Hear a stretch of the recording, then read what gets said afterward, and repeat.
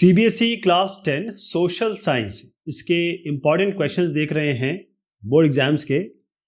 और जितनी बार ये रिपीट हुए इस हिसाब से हम ये कह रहे हैं कि ये इम्पॉर्टेंट क्वेश्चंस हैं। हो ची मिन ट्रेल, ट्रेल मतलब रास्ता, ये बहुत एडवांटेजेस हो गया, फायदेमंद हो गया वियतनामीज के लिए। उन्होंने जब यूएस के साथ वॉर लड़ी, आपको ये सपोर्ट करना है स्टेटमेंट को अपने आर्गुमेंट के साथ। तो आप देखिएगा ये काफी बार आया है। पहले मैं आपको ये ट्रेल दिखा दूं तो ट्रेल में आपको समझ में आएगा। ये जो पाथ है जिसके बारे में हम चर्चा कर रहे हैं, ये हो ची मिन रास्ता है। रास्ता भी है, पगडंडी भी है, इसमें नेटवर्क भी है बहुत सारा।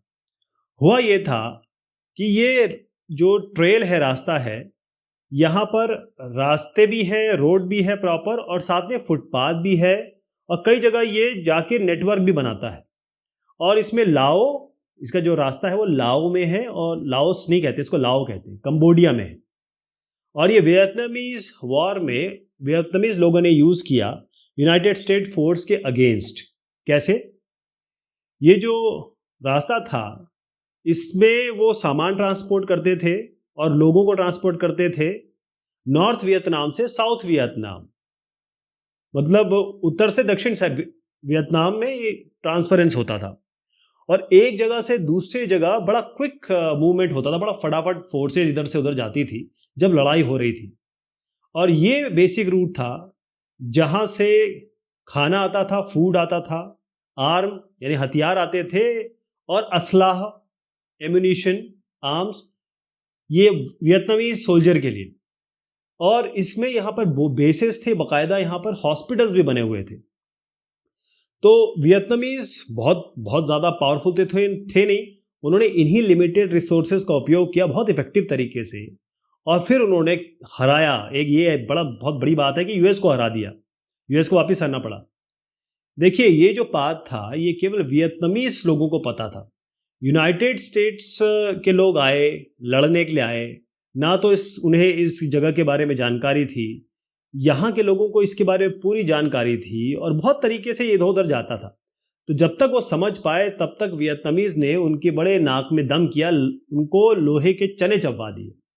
और इसी तरीके से ये रास्ता बड़ा फायदेमंद साबित हुआ कि किस तरीके से वियतनामीज ने ओवरकम किया जो द मोस्ट पावरफुल पावर कहते हैं यूनाइटेड स्टेट्स को, और इसी रास्ते के बदौलत।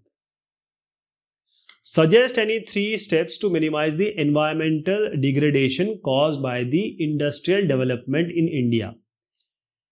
काफी बार आता है ये सवाल। इंडस्ट्रियल डेवलपमेंट को मैं पहले बताऊं कि जब भी इंडस्ट्रीज, उद्योग, विनिर्माण होगा तो पोल्यूशन भी होगा। हर एक इंडस्ट्री और हर एक कंट्री को इंडस्ट्रीज चाहिए ही चाहिए। ये सेकेंडरी सेक्टर, एक प्राइमरी, सेकेंडरी, टर्शरी सेक्टर होता है। तो इसमें सेकेंडरी सेक्टर में आता है, यहाँ पर नौकरियां मिलती है, लोगों को सामान मिलते हैं, बहुत सारे काम होते हैं इकोनॉमी के लिए, देश को आगे बढ़ाने के लिए बहुत ज़रूरी है ये। लेकिन इससे होता है पोल्यूशन भी, और आपका एनवायरनमेंट, पर्यावरण, इसका ह्रास होता है, यानी कि इसका डिग्रेडेशन होता है। क्योंकि एयर पोल्यूशन हो जाता है, हवा, पानी, ज़मीन ख़राब हो जाती है, उर्वरता ख़त्म हो जाती है ज़मीन की। नॉइज़ पोल्यूशन होता है, बहुत तेज़ तेज़ जनरेटर, मशीनें काम करती है, कई लोगों के कान खराब हो जाते हैं समय के साथ।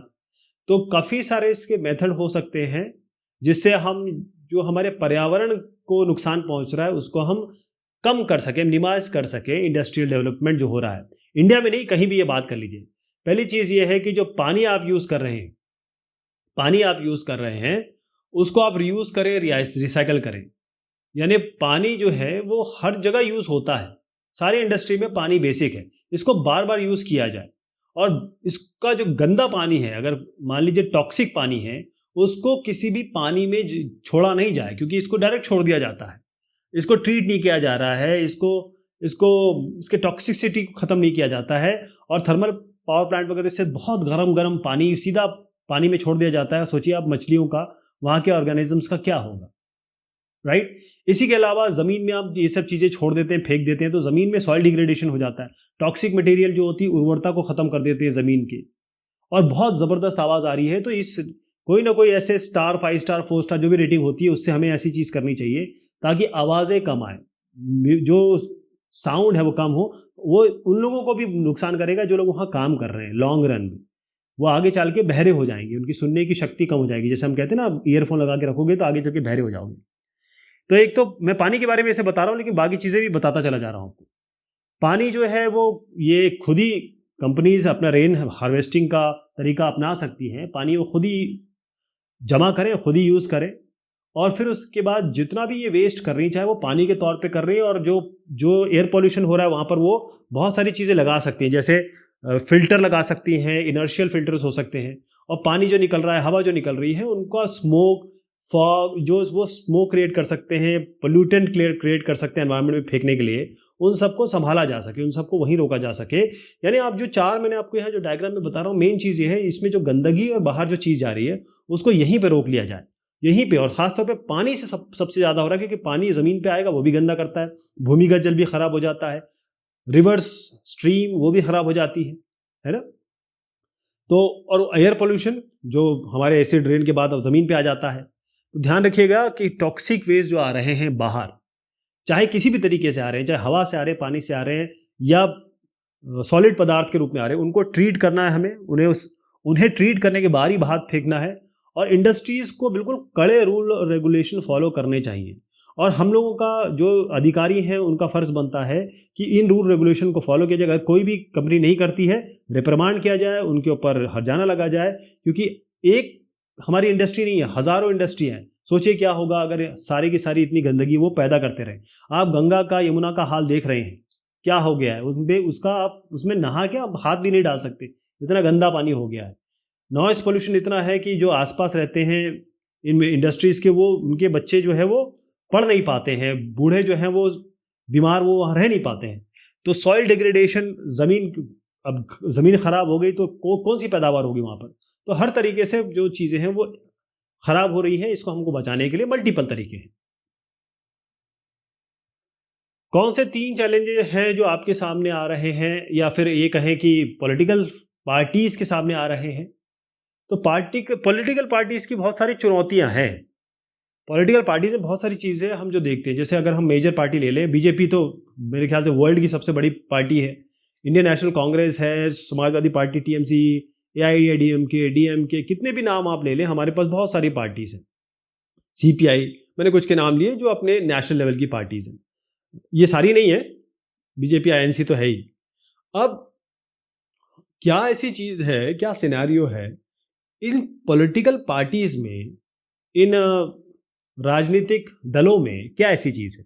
पहली चीज़, प्रॉब्लम ये है कि इसमें इन्हीं में खुद ही में इंटरनल डेमोक्रेसी नहीं है, खुद ही डेमोक्रेसी नहीं है। अब आप सोचिए, हम लोग सबसे बड़े लोकतंत्र हैं, लेकिन हमारे देश में जो जिन पार्टी को हम इलेक्ट करते हैं उनके अंदर खुद इंटरनल डेमोक्रेसी नहीं है। यानी किसी एक आदमी या कुछ आदमियों के हाथ में पूरी पॉलिटिकल पार्टी आ जाती है। वही लोग नोन होते हैं, वो उन्हीं के लोग पूजा करने लगते हैं, भक्ति करने लगते हैं, और वही सारे काम वही करने लगते हैं। बाकी पार्टी केवल उनको केवल उनकी बातें सुनती है, करने लगती है जो उनको कहा गया। यानी कि बाकी लोगों का कोई इंटरवेंशन नहीं है, बाकी लोगों का कोई ब्रिंगिंग नहीं है। पार्टीज कोई मेंबरशिप रजिस्टर नहीं रखती, उन्हें वो बता नहीं सकती कि कितने लोग हमारे मेंबर हैं, कितने नहीं हैं, कितने हमारे, ये कोई बहुत कम पार्टियां रखती हैं। अंदर के इलेक्शन ही नहीं होते, जो जिसका नाम चल गया, जिसको लोगों ने पसंद कर लिया, बस वही राजा बन जाता है और भाई भतीजा बना देते हैं। जैसे मेरी चाची, तो तुम्हारा ताया, इसको यही लोग हमेशा जो टॉप पद पे हैं, जनरल सेक्रेटरी हो गया, ट्रेजरर हो गया, वही टॉप पे रहते हैं। जो ऑर्डिनरी मेंबर्स होते हैं, जिन्हें हम कार्यकर्ता रहते हैं, उनके पास कोई इन्फॉर्मेशन होती नहीं। यानी पॉलिटिकल हेड है, यहाँ पर लोग होंगे, वो लोग होंगे जो भेड़ चाल की तरह इनके पीछे काम करते हैं, पॉलिटिकल पार्टी के कार्यकर्ता कहलाते हैं लोग। अब जो भी काम हो रहा है यहाँ पर, डिसीजन मेकिंग हो रही है, अब वो लोग जो है मलाई खाने वाले लोग, या ये कहें कि जो मेन डिसीजन मेकर है, जो पावर सत्ता एंजॉय करेंगे, वो तो कर रहे हैं, लेकिन जो कार्यकर्ता है वो सड़कों पे है, वही इनको जितवा रहा है और उसकी कोई सुनवाई नहीं है। दूसरी चीज़ है नो ट्रांसपेरेंसी। जैसे मैंने अभी आपको बताया, ट्रांसपेरेंसी ना होने का क्या मतलब है क्योंकि पॉलिटिकल पार्टीज ये कोई ऐसा काम नहीं करती जो सबको पता हो। ये अंदर ही अंदर बंद कमरे में या छुपे छुपे में जो भी डिस्कशन करना होता है कर देती है। यानी कोई ऑर्डिनरी वर्कर, कोई एक ऐसा वर्कर जो बहुत अच्छा हो, काम कर रहा हो, उसमें लीडरशिप क्वालिटी हो, वो टॉप पे आ पाए, ये बड़ा मुश्किल है। कई पार्टीज में ऐसा देखा गया है कि जो नेता ने खड़ी की पार्टी, उसका बेटा, फिर उसका बेटा, वही लोग इसको राज करते हैं और लोग भी चाहते हैं कि वही आए। ये भी एक चीज़ है। जो अच्छा कार्य करता है, अच्छा लीडर है, वो कभी ऊपर नहीं आ पाता या उसको आने नहीं दिया जाता। इसके अलावा जो लीडर्स हैं, जो तथाकथित लीडर हैं, उनके पास एडवांटेज होता है। वो अपने दोस्तों को ले आते हैं, फैमिली मेम्बर्स को ले आते हैं या फेमस लोगों को ले आते हैं। यानी कि बाकी लोगों का क्या होगा। तो ट्रांसपेरेंसी नहीं है, हर आदमी को नहीं पता होता क्या चल रहा है। कई ऐसी पार्टीज हैं, ऐसी पार्टीज हैं जिनके टॉप में केवल इंडियन नेशनल कांग्रेस का एग्जांपल लेता हूं मैं। पहले नेहरू साहब थे, फिर इंदिरा गांधी जी हुई, फिर राजीव गांधी हुए, और फिर उसके बाद ये साहब आ गए, अपने सोनिया गांधी, फिर अपने राहुल गांधी। अगर आप अखिलेश जी की पार्टी ले लें, बीजेपी में बहुत सारे ऐसे हैं कि वो सारे के सारे अब सबके बेटे बेटियां ही आपकी वो उसमें आ रही हैं, पावर में। तीसरी चीज़ इसमें आती है मनी एंड मसल पावर। मतलब मैं ये कह रहा हूँ कि हर एक पार्टी के साथ ये प्रॉब्लम है। किसी भी पार्टी का नाम ले लीजिए, ये नो ट्रांसपेरेंसी की। अब मनी एंड मसल पावर, देखिए हमारे यहाँ लोकतंत्र कहते तो हैं, लेकिन बात यह है कि लोकतंत्र में केवल बोलबाला उनका है जिसके पास पैसा हो, जिसका मसल पावर हो, जिसके पास पावर हो। अगर सनी देओल साहब आ गए, 2.5 किलो का हाथ, उनको फटाफट उनको टिकट दे दिया जाएगा, वो जीत भी जाएंगे। लेकिन वो आदमी जो सालों से काम कर रहा है उस जगह पे, उसकी कोई सुनवाई नहीं, क्योंकि सनी देओल के पास पैसा भी है, मसल पावर भी है, जिसे हम कहते हैं बाहुबली। तो वो लोग जो रिच लोग होते हैं, बड़े लोग होते हैं, उनको हमेशा पार्टी टिकट देती है, क्योंकि वो फंडिंग भी करते हैं और उनको पता भी है कि ये जीत भी जाएंगे।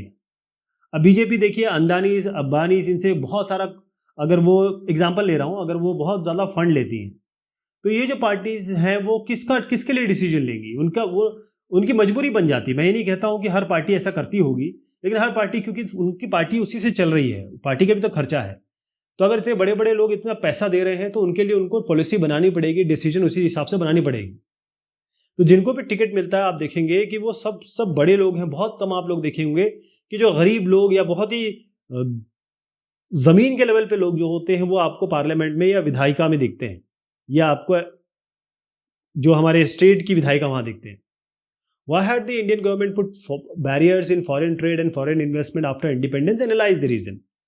अब ये हम ऑलरेडी देख चुके हैं ये सवाल। तो बेसिक चीज इसमें ये है कि बैरियर मतलब रुकावट क्यों ऐसा किया गया जब इंडिपेंडेंस के बाद, कि जो विदेशी व्यापार है और विदेशी निवेश, फॉरेन इन्वेस्टमेंट को क्यों रोका गया। अब अच्छी बात यह है कि हमारे देश में अगर बाहर के लोग आते तो कंपनी स्थापित करते, वहां पर प्रोडक्ट बनाते, हमारे लोगों को एम्प्लॉयमेंट मिलता है ना, बहुत अच्छी हो जाती इकोनॉमी। लेकिन बात यह थी कि जब इंडिपेंडेंस मिली हमें, 200 साल का अंग्रेजी राज था, हम लोग की हालत बहुत खस्ता थी, किसानों की हालत खस्ता थी, इंडस्ट्रियलिस्ट की हालत खस्ता थी। तो अगर आप, पहली चीज यह है कि अगर हम किसी तरीके से, क्यों अगर हम उनको बाहर वालों को आने देते तो क्या होता, वो यहाँ पर हमारे जो लोग हैं वो उनसे compete ही नहीं कर पाते, हमारे जो प्रोडक्ट है उनसे compete ही नहीं कर पाते। तो पूरी तरीके से बाहर के देशों का हमारे ऊपर आधिपत्य हो जाता इकोनॉमी पे। तो ध्यान रखिएगा कि जब भी गवर्नमेंट रेजिस्टेंस पुट करती है, और बैरियर जो है वो काम क्या करता है, बैरियर का काम ये है, जैसे आप नल की टोटी खोलते हैं, नल की टोटी बंद करते हैं ना, जब नल की टोटी खोलते हैं तो पानी आ जाता है, नहीं चाहते तो बंद कर देते हैं। तो बैरियर इसलिए होता है कि जब आप नहीं चाहते कि कोई सामान यहाँ पर आए या कोई चीज़ इंपोर्ट हो, तो बैरियर लगा दीजिए, उसमें खूब सारा टैक्स लगा दीजिए। जब आप चाहते हैं कि वो सामान अंदर आए, तो उसका टैक्स बिल्कुल कम कर दीजिए या बिल्कुल फ्री कर दीजिए। तो ध्यान रखिएगा कि ये हम चाहते थे कि हमारी इकोनॉमी, हमारे फार्मर, हमारी इंडस्ट्रीज़ को मोमेंटम मिले, पहले वो उस लेवल पे आ जाए ताकि वो कंपटीशन झेल सके बाहर की कंपनियों का। इसीलिए ये बैरियर लगाए गए कि पहले हम अपना घर ठीक करेंगे, उसके बाद हम पड़ोसी को बुलाएंगे, उसके बाद हम किसी दूसरे देश से लोगों को बुलाएंगे, वरना हम लोग कभी उठ नहीं पाते। लेकिन आज ऐसी सिचुएशन हो गई है कि हमारे जो ब्रांड है वो बहुत अच्छी तरीके से compete करते हैं और बाकी ब्रांड से। तो इसीलिए अब धीरे धीरे 1990 के बाद हमने ये फॉरेन ट्रेड, फॉरेन इन्वेस्टमेंट की चीज़ें शुरू की, यानी हमने बैरियर ख़त्म करने शुरू किए। लेकिन अभी भी सरकार के हाथ में वो टोंटी होती है, वो कभी भी बंद और खोल सकती है। Explain the importance of conservation of minerals. Highlight any 3 measures to conserve them. अब ये भी रिपीट हुआ है कई बार। खनिजों का बहुत इंपॉर्टेंस है, लेकिन उसका संरक्षण बहुत जरूरी हो जाता है। देखिए, मिनरल्स बहुत जल्दी हम इसे खा रहे हैं, कंज्यूम कर रहे हैं। खाते मतलब लिटरली नहीं, हम उसको कंज्यूम कर रहे हैं, और इनको बनने में हजारों लाखों साल लग जाते हैं। यानी ये 1 दिन 2 दिन में नहीं बनेगा। मिनरल खनिजों को बनने में सालों साल लग जाते हैं, और जब हम उसको 1 ही साल, 2 साल, 5 साल, 10 साल में खर्च कर देंगे, या मान लीजिए 50 साल में खर्च कर देंगे, तो आगे का क्या होगा? उस खनिज को बनने के लिए एक व्यवस्था होती है, प्रकृति ने एक व्यवस्था बनाई है। टेम्परेचर, प्रेशर में वो एक कुछ पत्थर हैं, वो कुछ तरीके से कुछ रिएक्शंस होते हैं, तो फिर वो खनिज या मिनरल बनता है। जैसे कोल बनता है लकड़ी से, लकड़ी दबी हुई है। पेट्रोलियम बनता है जीव जो हमारे दब गए सालों साल, मिलियन ईयर्स के पहले। तो यहाँ पर आप देखेंगे कि नॉन रिन्यूएबल हम इसको नहीं कहेंगे, रिन्यू तो कर देगी प्रकृति, लेकिन लाखों साल बाद करेगी। एनआर में इसलिए लिख रहा हूँ। अब इसमें यह है कि हम जो बार बार चीज़ें निकाले जा रहे हैं, अब इससे क्या हो रहा है कि हम और गहराई पे जा रहे हैं, क्योंकि हमें जो मिल गया उसके बाद और नीचे जा रहे हैं। यानी हम बार बार चीज़ें निकाले चले जा रहे हैं, क्योंकि हम बहुत ज़्यादा कंज्यूम कर रहे हैं इसको। और नेचर तो वो रिप्रोड्यूस नहीं कर सकती ना, उसकी तो एक लिमिटेशन है। पहले हम यहाँ थे, यहाँ से हमको मिनरल निकाले थे, फिर हम और अंदर चले गए, तो इससे नुकसान हो रहा है। भूमिगत जल का नुकसान हो रहा है, ज़मीन का नुकसान हो रहा है, सॉइल इरोजन हो रहा है, हम सॉइल कटिंग कर रहे हैं। तो तरीका क्या है? हम कैसे संरक्षण, आरक्षण कैसे करें इसका? इसके लिए यह है कि हम चीज़ों का सस्टेनेबल मैनर में यूज़ करें, सतत पोषणीय तरीके से। इसका मतलब ये है कि हम आज तो कंज्यूम करें, आगे अपने बच्चों के लिए भी रखें, और हम ऐसी टेक्नोलॉजी यूज़ करें ताकि जब हम कहते हैं कि ये अच्छा नहीं है खनिज, ये और अच्छा नहीं है, तो लो क्वालिटी को भी हम उपयोग करने के लिए अपनी टेक्नोलॉजी को बढ़ाएं और उसका उपयोग करना शुरू करें। कई ऐसे मेटल्स हैं जो रिसाइकलेबल्स हैं, इसको हम बार बार रिसाइकिल कर सकते हैं, तो रिसाइकलिंग कर यूज़ करें। और जब एक बार जैसे गाड़ी खराब होगी, कार खराब होगी, तो उसमें मेटल लगा हुआ है, उसका हम उपयोग कर सकें, उसको सब्स्टिट्यूट की तरह यूज़ करें किसी और काम के लिए, राइट? हमको इसको आज बचाना है ताकि हम आगे इसका उपयोग कर सकें। मैं फिर से आपको बताता हूँ कि हम कम करें इसका उपयोग, क्योंकि आगे चल के डिप्लीट हो जाएगा, एग्जॉस्ट हो जाएगा, ख़त्म हो जाएगा। आज नहीं तो हमको हज़ारों साल के लिए सोचना पड़ेगा। इसके अलावा हमको रिसाइकिल करना है जो भी खनिज हैं, जितनी भी चीज़ें हैं, और हमको ऐसे प्रोडक्ट यूज़ करने हैं जो ज़्यादा साल तक चलें। अच्छे व्हीकल्स यूज़ करें, अच्छी साइकिल्स यूज़ करें, रिपेयर करें, रीयूज़ करें, आर का रूल लगाएं, और सारी चीज़ें। ये जब आइडिया दे रहा हूँ मैं, ये ग्रीन वाला पार्ट मत देखिएगा, आपका रेड पार्ट ज़्यादा बेहतर है, और इसी का आंसर आप लिखिएगा। Describe the popular struggle of Bolivia. Bolivia का क्या स्ट्रगल हुआ था? तो पहले मैं आपको क्षेत्र बता दूं कि बोलीविया का क्षेत्र क्या था। बोलीविया का क्षेत्र ये है कि हम साउथ अमेरिका में आ जाएं। ये साउथ अमेरिका का एक देश है, गरीब देश है। साउथ अमेरिका वैसे ही डेवलपिंग मतलब कॉन्टिनेंट में आता है, और ये बोलीवियन रीजन में आपको दिखा रहा हूँ। यहाँ पर कुछ लोग हैं जो चल रहे हैं रास्तों पे, क्योंकि इनके सामने एक समस्या आ गई है, और समस्या है पानी की। समस्या है ऐसी जो उनके सामने पहले कभी नहीं आई। ये स्ट्रगल शुरू हुआ था, सिटी है कोशाबाम्बा, बोलीविया की सिटी है कोशाबाम्बा। यहाँ पर क्या था कि जो यहाँ की गवर्नमेंट है बोलीविया ने, उसने वर्ल्ड बैंक से बहुत पैसे ले रखे थे। तो वर्ल्ड बैंक ने कहा ऐसा है कि आप पैसा दे तो नहीं पा रहे हैं, आप एक काम करिए, मल्टीनेशनल कंपनी जो है इसको दीजिए। गवर्नमेंट को कहा कि आप मल्टीनेशनल कंपनी को जो पानी आपका सप्लाई है वो दे दीजिए, और मल्टीनेशनल कंपनी हमें पैसा कमा के देगी। ठीक, तो वाटर का सप्लाई जो है वो उनको देने के लिए इन्होंने कहा। अब सरकार क्या करती है? सरकार गरीब सरकार है, मैंने आपको बताया। तो उन्होंने मल्टीनेशनल कंपनी को राइट्स दे दिए कि भाई ठीक, चलिए आप पानी सप्लाई करिए। म्यूनिसिपल वाटर, जैसे हमारे यहाँ जो सरकारी पानी का सप्लाई आता है, उसको नहीं, उन्होंने एमएनसी को दे दिया। उसके बाद क्या हुआ, जब एमएनसी यानी कि मल्टीनेशनल कंपनी आई, उनका काम क्या था, उनका ये था कि भाई वो तो कंपनी है, उसको तो प्रॉफिट बनाना है। तो उसने क्या किया कि जो 4 गुना पैसे बढ़ा दिए। जो 5,000 रुपये का बिल हुआ करता था, मतलब 5,000 रुपये कमाने वाला आदमी था, उसको 1,000 रुपये केवल पानी के बिल जमा करने पड़ रहे थे। मतलब 5,000 रुपये एक आदमी कमा रहा है, एवरेज इनकम वहाँ की 5,000 रुपये, और एक आदमी 5,000 रुपये कमाने वाला 1,000 रुपये पानी के लिए दे देगा, तो नंगा नहाएगा क्या, निचोड़ेगा क्या, क्या खाएगा वो? अब ये तो बहुत बड़ी बात आ गई। इससे एक प्रोटेस्ट शुरू हुआ, क्योंकि ये आप सीधा आप किसी के पेट पे वार कर रहे हो, उसकी ज़िंदगी के साथ खिलवाड़ कर रहे हो, क्योंकि अब कहाँ से वो कैसे जिएगा। तो उसके बाद क्या हुआ, सारे जो मजदूर गण हैं, ह्यूमन राइट्स वाले हैं, कम्युनिटी लीडर्स हैं, वो 4 दिन की स्ट्राइक पे चले गए। 4 दिन की स्ट्राइक पे वो आ गए। गवर्नमेंट निगोशिएट करने के लिए पहले तैयार थी। उसके बाद मूवमेंट जो है, जो लोग मिल के आए, वो उन्होंने कॉल ऑफ कर दिया कि ठीक है चलिए, सरकार मान लेगी।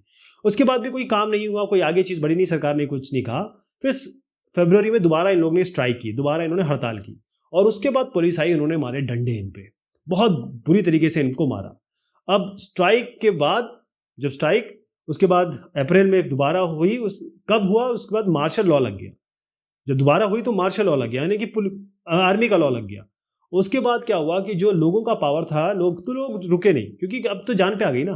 तो उन्होंने ऐसा किया कि कोशाबाम्बा से एमएनसी बाहर भागनी पड़ी, कोशाबाम्बा से एमएनसी बाहर भागी, और उसके बाद गवर्नमेंट को सारी इनकी मांग माननी पड़ी इन प्रोटेस्टर की, क्योंकि 1,000 रुपये कौन देता है 5,000 रुपये कमाने वाला। इसका मतलब ये है कि इन लोगों ने मेहनत की, और जो प्रोटेस्ट इन्होंने किया उससे इनको जो फ्रूटफुलनेस मिली, एमएनसी को इन्होंने भगाया, और पानी को दोबारा, जो सरकारी पानी की व्यवस्था थी उस पर दोबारा व्यवस्थित किया, और म्यूनिसिपैलिटी ने दोबारा पानी ओल्ड रेट पे देना शुरू किया। Political parties are necessary condition for a democracy. Analyze the statement with examples. राजनीतिक दल लोकतंत्र के लिए बहुत ज़रूरी है। हमने पहले भी इसके बारे में बात की। देखिए, अलग अलग पॉलिटिकल पार्टी, जैसे हमारे देश में देख लीजिए, बीजेपी है, कांग्रेस है। अब इनकी ज़रूरत क्यों है? क्योंकि ये ज़रूरी इसलिए हो जाती है कि डेमोक्रेसी, लोकतंत्र, इसके बगैर कैसे एग्जिस्ट करेगा। एक एक करके इसको देखेंगे। अगर हमारे पास पॉलिटिकल पार्टीज नहीं है तो हर एक कैंडिडेट क्या होगा, वो इंडिपेंडेंट लड़ेगा, निर्दलीय लड़ेगा। ठीक।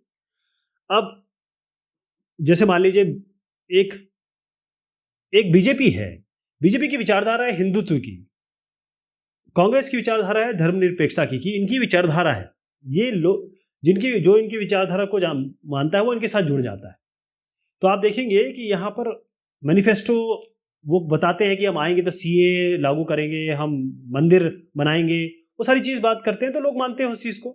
तो यहाँ पर क्या होगा कि कोई प्रॉमिस नहीं कर पाएगा कि हम ये मेजर पॉलिसी चेंज करेंगे, क्योंकि सब अलग होंगे। गवर्नमेंट बन तो जाएगी लेकिन अनसर्टेन होगी, क्योंकि हर आदमी इसमें इंडिपेंडेंट होगा।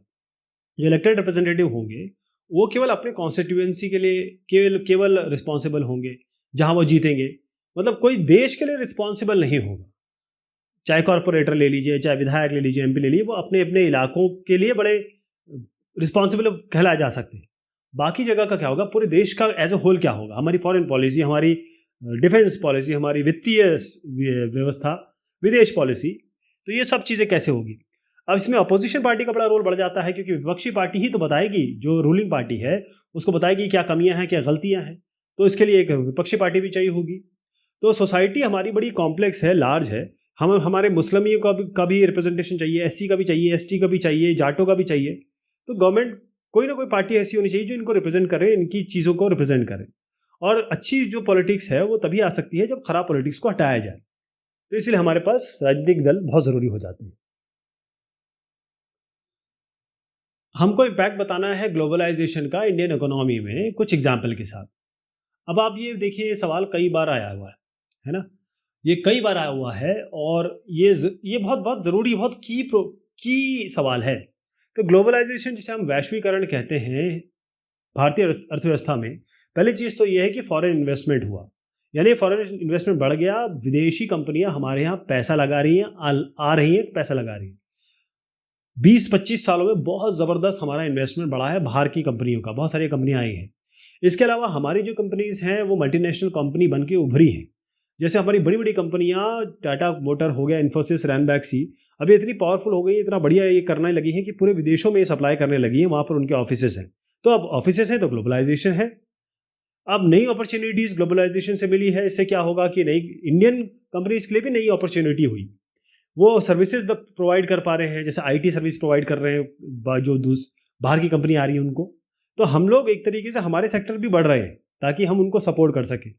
अब कंपनियां जब आएंगी तो उनको लोग चाहिए होंगे, हमारे हिंदुस्तान के लोग चाहिए होंगे, तो हमारे जॉब्स बढ़ रहे हैं, हमारा एम्प्लॉयमेंट बढ़ रहा है, बेरोजगारी कम हो रही है। तो ये सारी चीज़ें, हमारी जो जॉब है वो, क्योंकि हमारे यहाँ बहुत सारे लोग हैं बेरोजगार, उनको रोजगार चाहिए, और उससे इस ग्लोबलाइजेशन से हमारे इंडियन इकोनॉमी में इस तरीके से फ़ायदा हो रहा है।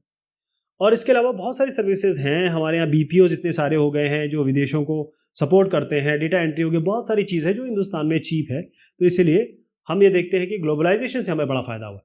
अब इसमें कुछ ये फिगर बना के दिखाइएगा तो ज़्यादा बेहतर रहेगा। इसमें इम्पैक्ट देखिएगा ग्लोबलाइजेशन का, कुछ अच्छे हैं कुछ बुरे हैं। पहली चीज़ तो ये ट्रेड बढ़ गया, लोगों के पास बहुत सारे चॉइसेस आ गए। उसके बाद कंपटीशन हो रहा है तो प्राइजेस हमको कम, उपभोक्ता के रूप में कम प्राइजेस देने पड़ रहे हैं, और ज़्यादा प्रोडक्शन हो रहा है, पैसा बढ़ रहा है चीज़ों में, और मोबिलिटी बढ़ रही है। लेकिन तीन चीज़ें इसमें है गड़बड़ भी हैं। एक चीज़ क्या हो रही है, देखिए तीन चीज़ें ये हैं जो जिससे ड्रॉबैक भी कहते हैं हम उसको, डार्कर साइड, शेडी साइड हम कहते हैं इसको। इसमें क्या हो रहा है कि अगर किसी मल्टीनेशनल है जो पावरफुल कंपनी है, उसी की मोनोपोली चल रही है, टैक्स बचा लेते हैं ये लोग किसी न किसी तरीके से। इसके अलावा स्ट्रक्चरल अनएम्प्लॉयमेंट है, मतलब अनएम्प्लॉयमेंट है, जब खासतौर पे जो सेक्टर्स चेंज हो रहे हैं बार बार, वहाँ पर थोड़ा सा दिक्कत है। लेकिन ओवरऑल देखा जाए तो ग्लोबलाइजेशन का, वैश्वीकरण का हमारे इकोनॉमी पे अच्छा असर पड़ा है। थोड़ा बहुत नुकसान तो चलता है क्योंकि देश हमारा डेवलपिंग है, ज़रूरी है कि हम आगे बढ़ें। Describe the process of unification of Italy. अभी भी कई बार आया है, कई सालों तक आया है, तो मैं आपको पहले इसका चित्रण दिखा दूं। इसका चित्रण कुछ इस तरीके से है, यूनिफिकेशन कैसे हुआ। अब ध्यान रखिएगा, इस जो डेट्स में बता रहा हूँ हुआ कि, और ये कलर्स ध्यान रखिएगा आप। देखिएगा शुरुआत में क्या हुआ कि ये जो पर्पल कलर में देख रहे हैं, ये किंगडम है सार्डिनिया की।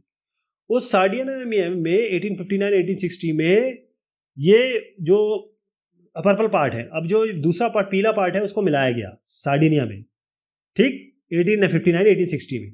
उसके बाद इटली में मिलाया गया 1867 को, दूसरा कलर जो दिखा रहा हूँ मैं, और ये पार्ट भी मिलाया गया 1870 में। उसके बाद पापल स्टेट्स को भी जीत लिया गया और उसको मिला लिया गया। तो ये एक प्रोसीजर था, एक पूरा प्रोसेस था कि धीरे धीरे कैसे ये एक पूरा बड़ा। अगर आप ऐसा मैप नहीं बना पाएंगे तो आप इस तरीके से बनाइएगा, छोटे छोटे पार्ट्स दिखाइए और उसके ऊपर एक ब्लॉग बना के ये दिखाइए कि कहाँ कहाँ क्या क्या चीज़ें हैं, जो मैंने आपको समझाया कि कब जब कैसे नदर इटली कैप्चर्ड किया गया ऑस्ट्रिया से, कैसे वेनिस कैप्चर किया गया ऑस्ट्रिया से, कैसे पापल स्टेट्स को काउंटर किया गया फिर इटली में मिलाया गया, कैसे फ्रांस एक इंडिपेंडेंस के में एक ट्रेडिंग की गई थी फ्रांस के साथ। उसके बाद जो किंगडम है सार्डिनिया का, ये इंडिपेंडेंट थी, मतलब यूनिफिकेशन के पहले ये बिल्कुल अलग थी। उसके बाद जैसे मैंने बताया वेनिस को कैप्चर किया गया ऑस्ट्रिया से, पापल स्टेट्स को जीता गया 1870 में, और उसके बाद फिर ये सब धीरे धीरे उसको मतलब जुड़ते चले गए। उसके बाद सदर्न इटली को कैप्चर किया गया स्पेन से 1860 में। ऐसा अगर आप दिखाएंगे तो ज़्यादा बेहतर रहेगा। अब एक एक करके इसको समझते हैं। लेकिन यूनिफिकेशन जो इटली का हुआ, इसमें डेडिकेशन, कंट्रीब्यूशन, एफर्ट 3 मेजर लोगों का था। 3 लोगों का हम जरूर नाम लेंगे इसमें। 3 ग्रेट लेटर हुए इसमें, वो थे मैज़ीनी, केवर और गैरिबाल्डी। तो मैज़ीनी, केवर और गैरिबाल्डी, अब ये जो साहब लोग थे इन्होंने अलग अलग जगह पे अलग अलग काम किए, लेकिन इनका नाम इसलिए लिया जाता है कि 1830 की बात है, ज्यूसे मैज़ीनी, इन्होंने क्या किया कि इटली को यूनिफाई करने की, जोड़ने की कोशिश की। इन्होंने सीक्रेट सोसाइटी बनाई जिसको कहा गया यंग इटली। लेकिन उसकी उन्होंने बेचारे जो कोशिश की 1831 1848 में, वो सब फेल हो गई। लेकिन इन्होंने काम किया, मेहनत की। इसके बाद जो रूलिंग एलिट्स थे, जो पावरफुल थे लोग थे, वो भी चाहते थे कि भाई इटली जुड़ जाए। इटली जुड़ जाए इसका मतलब ये था कि उनको एक तो पैसे का फायदा होगा और पॉलिटिकल डोमिनेंस भी हो जाएगी इनकी। जो यूनिफिकेशन है इटली का, इसमें बहुत सारे वॉर हुए। जैसे चीफ मिनिस्टर कैवर थे, इन्होंने बड़ा एक अच्छा समझदारी, जो नाम मैंने बताया था, बड़ा एक समझदारी का बड़ा टैक्टफुल डिप्लोमेटिक अलायंस किया फ्रांस के साथ और साथ में सार्डिनियन पिडमंट के साथ। उसके बाद इन्होंने सब जब मिल गए, इन्होंने फिर ऑस्ट्रिया को फोर्सेस को हटा दिया 1859 में, हराने में ये वो हो गए कामयाब। उसके बाद और बहुत सारे आर्म वॉलंटियर्स थे जो गैरिबाल्डी साहब की लीडरशिप में वो यूनिफिकेशन मूवमेंट में आ गए, साथ जुड़ गए। और उसके बाद 1860 की बात है, वो साउथ इटली में पहुंचे और वहाँ पर जो किंगडम है दो सिसिली, उस वहाँ से स्पेनिश रूलर को हटाने में कामयाब हो गए। उसके बाद 1861 में विक्टर इमैनुअल II को किंग बना दिया गया यूनाइटेड किंग इटली का। Describe the role of different religious groups in the development of anti colonial feelings in Vietnam. ध्यान रखिएगा, किसी भी धर्म के ऊपर आप आक्षेप करेंगे तो वो धर्म वाले गुस्सा हो जाते हैं। तो यहाँ पर देखिए, जो रिलीजियस ग्रुप का ये रोल था कि कैसे उन लोगों के खिलाफ फीलिंग इनमें डेवलप हुई, वियतनामी लोगों को, जो फ्रांस वाले लोग या बाकी लोग यहाँ पर आए थे। तो इस तरीके से वियतनाम ने रेजिस्टेंस पेश करना शुरू किया। देखिए, वियतनाम में अलग अलग रिलीज बिलीफ है, बुद्धिज़्म भी है, कन्फ्यूजनिज्म भी है और उनके लोकल प्रैक्टिस भी है वहाँ की। तो जो फ्रेंच मिशनरीज हैं, उन्होंने क्रिश्चियनिटी वहाँ पर लाने की कोशिश की और उसके बाद बहुत सारे जो रिलीजियस मूवमेंट थे वो इन वेस्टर्न प्रेजेंस के खिलाफ थे। उसके बाद बहुत सारे रिवोल्ट हुए और फिर कैथोलिक चर्च और फ्रेंच पावर जो बढ़ रही थी उसके खिलाफ बहुत विद्रोह हुए। अब फ्रेंच लोगों ने तो उसको दबा दिया, लेकिन लोग तो खड़े हो गए थे। उसके बाद स्कॉलर रिवोल्ट हुआ, उसके बाद हाउ हुआ मूवमेंट हुआ 1939 में। तो ये सारी चीज़ें हुई, इसके से लोगों के जो कॉलोनियल है उनके खिलाफ इनकी दिमाग में भावना बढ़ी। जैसे मैंने आपको बताया कि फ्रेंच ने इंट्रोड्यूस किया, क्योंकि डोमिनेंस चाहते थे क्रिश्चियनिटी को, वो कन्वर्जन चाहते थे कि भाई तुम ये क्रिश्चियनिटी में कन्वर्ज हो जाओ। ये बड़ा इंटरफेरेंस की तरह देखा जाए। वियतनामीज लोगों ने कहा कि ना, ये इंटरफेरेंस कर रहे हैं आप। उसके बाद नेशनलिज्म, राष्ट्रवादी इनके अंदर भावना जुड़ी। जैसे मैंने कहा था कि जो अपराइजिंग हुई थी नगू एन और हाई तियन, यहाँ पर इन लोगों ने, वियतनामीज लोगों ने काफ़ी ऐसे लोगों ने, विद्रोहियों ने कैथोलिक्स को मारा गया। उसके बाद हुआ हाउ मूवमेंट। ये कहाँ पर हुआ था? ह्यून फो सो। ये एंटी कॉलोनियल रिलीजियस मूवमेंट था उन लोगों के खिलाफ, फ्रेंच लोगों के खिलाफ और खास वासी लोगों के खिलाफ जो अलग धर्म के थे। उसके बाद ये और मतलब ये बढ़ गया कि भाई अब इन कॉलोनियल वालों को हटाना है, और फाइनली उन्होंने वो हटाने में कामयाब रहे और इन्होंने बहुत बड़ी वॉर जीती थी। अब ये सवाल देखेंगे हम अगली बार। तब तक के शुक्रिया, मेहरबानी आप सभी की।